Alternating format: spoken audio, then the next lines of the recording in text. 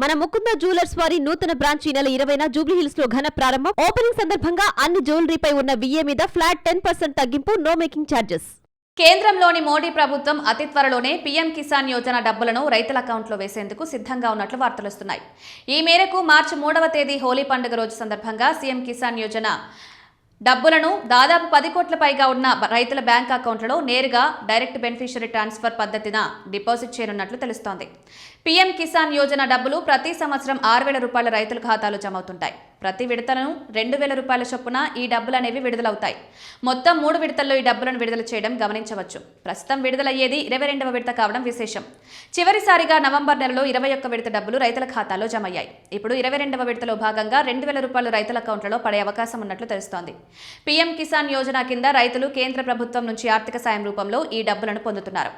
ఈ డబ్బులను రైతులు సబ్సిడీ రూపంలో గానీ రుణం రూపంలో కానీ భావించకూడదన్న సంగతి గుర్తుంచుకోవాలి. అంతేకాదు వీటిని రైతులను ఇష్టానుసారం ఖర్చు చేసుకునే వెసులుబాటు ఉంది.